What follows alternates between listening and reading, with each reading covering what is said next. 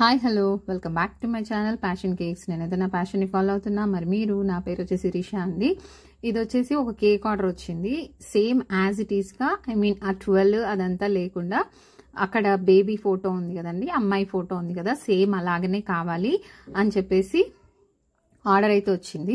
మరి మాకు ఇక్కడ పల్లెటూరు కదండి, ఇలాంటి టాపర్స్ ఇవన్నీ కూడా సడన్గా అడిగితే నేను ఎలా చేస్తాను అనేది మీకు ఈ వీడియో ఎండ్ దగ్గర చూస్తే మీకు అర్థమవుతుంది అనమాట. మరీ టాపర్స్ లేని వాళ్ళు, ఆర్డర్ ప్రకారం కస్టమైజేషన్ అడిగిన వాళ్ళకి ఈ విధంగా అయితే చేస్తానండి. నేనైతే ముందు ఈ ఫోటో పెట్టి గూగుల్లో వెతికి మా దగ్గర ఉన్న నెట్ సెంటర్ దగ్గరికి అయితే పంపిస్తానన్నమాట. మెయిల్ ద్వారా కానీ లేదంటే నా ఫోనే అక్కడికి పంపించేస్తానమాట. ఈ ఫోటో అయితే కావాలండి, ఫోటో ప్రింట్లో కావాలి అని అడుగుతానమాట. అక్కడ నెట్ దగ్గర అయితే మాకు ఇది ఒకటే ఉందండి, ఇక్కడ వేరే ఫోటో షాప్స్ కానీ ఏమంటారు ఫోటో స్టూడియోస్ కానీ అలాంటివి ఏమీ లేవు. జస్ట్ నేను చూపించిన ఫోటోని యాజ్ ఇట్ ఈస్గా గూగుల్లో అయితే వెతికి ఇమేజ్ అయితే తీసేసి ఈ విధంగా ఫోటో ప్రింట్, మామూలుగా మనకి కెమెరా ఫోటోస్ వస్తాయి చూడండి, అలా వస్తాయి అన్నమాట. ఇది మరీ A4 సైజు నార్మల్ పేపర్ అయితే కాదు, ఫోటో ప్రింట్ కాబట్టి సైజు కూడా నాకు కస్టమైజేషన్ అయితే ఏం లేదండి. అంటే A4 సైజులో అయితే రాదు, చిన్న ఫోటో ఉంటుంది కదండి మనం రెగ్యులర్ సైజ్ ఫోటో, ఆ టైప్లో అయితే ఫోటో ప్రింట్ అయితే తీసిస్తారనమాట. దాన్ని నేను కట్ చేసి డైరెక్ట్గా కేక్ దగ్గర అయితే ప్లేస్ చేసేస్తాను. దానికి నార్మల్ పేపర్ అయితే వాటర్ తడి అంటితే అది పీల్ చేస్తుంది, బట్ ఇది ఫోటో షీట్ కాబట్టి అలా ఏం అవ్వదు. డైరెక్ట్గా మనమైతే కేక్ దగ్గర ప్లేస్ చేసేసుకోవచ్చు. ఈ విధంగా అయితే ఇమేజ్ని నేను వాళ్ళకి పంపించిన దాన్ని సిస్టంలో అయితే సెలెక్ట్ చేసుకొని ప్రింటర్కి కనెక్షన్ ఇచ్చేసి ఈ విధంగా అయితే ప్రింట్అవుట్ తీసిస్తారనమాట. ఇదంతా కూడా నాకు మా బాబు హెల్ప్ చేశాడు. అక్కడ ఎలా తీస్తారో ఒకసారి అయితే వీడియో తీసుకొని రానా అంటే ఈ విధంగా అయితే వీడియో తీసి తెచ్చాడనమాట.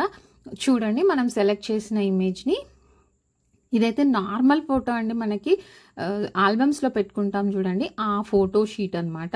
కాకపోతే నాకు తెలిసినంత వరకు మీకు లో కాస్ట్లో అవ్వాలి అంటే మాత్రం మనకి పెళ్లి కార్డ్స్ ప్రింటింగ్ ప్రెస్ ఉంటుంది చూడండి, అక్కడైతే మీకు బడ్జెట్లో ఒక 30-40 రూపీస్లో A4 సైజులో మనకు కావాల్సిన సైజులో అయితే వాళ్ళు తీసిస్తారనమాట. ఇక్కడ నాకు సైజు కానీ వేరే కస్టమైజేషన్స్ కానీ ఇక్కడ ఈ ఫోటో సైజులో అయితే కుదరదు, బట్ నాకున్నంతలో అయితే ట్రై చేశాను.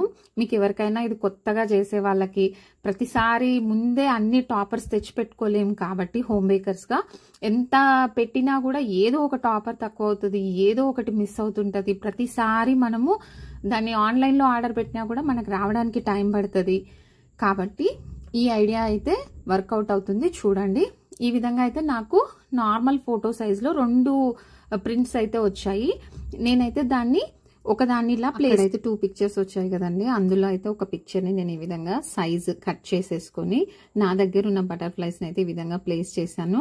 ఇంకొక చిన్న విషయం ఏంటంటే, మనకి గూగుల్ ఫొటోస్ పంపిస్తారు కదండి, ఇమేజెస్ ఏ డిజైన్ కావాలి అన్నప్పుడు కస్టమర్ వచ్చేసి గూగుల్లో వెతుక్కొని ఫోటో ఇమేజెస్ పంపిస్తారు కదా, అవి చాలా ప్రొఫెషనల్గా ఫోటోగ్రాఫర్స్ తీసిన ఫొటోస్ అండి. కాబట్టి ఎగ్జాక్ట్గా మనం నార్మల్ మన ఫోన్ కెమెరాతో తీసినప్పుడు కాస్త డిఫరెంట్గా అయితే కనిపిస్తుంది. ఎంత ఎగ్జాక్ట్గా చేసినా కూడా వాటితో కంపేర్ చేస్తే ఫినిషింగ్, అవుట్లుక్, మనం ఎంత ఎగ్జాక్ట్ మెటీరియల్ వాడినా కూడా ఆ పిక్చరైజేషన్లో కూడా తేడా ఉంటుంది. కాబట్టి ఎప్పుడైనా మీకు ఏదైనా కస్టమర్ మేము ఫోటోలో చూపించినట్టుగా లేదు అని కనుక మీకు కంప్లైంట్ ఇస్తే అప్పుడు మీరు చేయాల్సిన పని ఏంటంటే, రియాలిటీ వేరండి, గూగుల్ ఇమేజెస్లో వేరేలాగా కనిపిస్తుంది, అవి ప్రొఫెషనల్ ఇమేజెస్ అని క్లియర్గా ఎక్స్ప్లెయిన్ చేయండి. ఎందుకు అంటే వాళ్ళ ఎక్స్పెక్టేషన్ ఎలా ఉంటుంది అంటే మనకు ఫోటోలో చూసినట్టుగానే వస్తుంది అన్న ఎక్స్పెక్టేషన్లో ఉంటారు. కాబట్టి కాస్త ముందే ఎక్స్ప్లెయిన్ చేసుకోవడం బెటర్. మీకు ఇంకా సింపుల్గా చెప్పాలి అంటే, మనం ఆన్లైన్లో శారీస్ చూస్తుంటాం, కొనాలనుకుంటుంటాం, అవి ఆన్లైన్లో చూసినప్పుడు ఒకలాగా ఉంటాయి, మనకి ఇంట్లో లైటింగ్లో చూస్తే ఇంకొకలాగా ఉంటాయి. సేమ్ అదే విషయం అనమాట. సో మీకు ఈ ప్రాబ్లం రాకుండా ముందే కస్టమర్కి అయితే ఎక్స్ప్లెయిన్ చేయండి. నేను మ్యాక్సిమం ట్రై చేశాను, ఎగ్జాక్ట్గా వచ్చిందని చెప్పను, బట్ మ్యాక్సిమం అయితే ట్రై చేశాను నా దగ్గర ఉన్న మెటీరియల్తో. ఈ విధంగా అయితే ఫైనల్ ఫినిషింగ్ అయితే ఇచ్చేసానండి.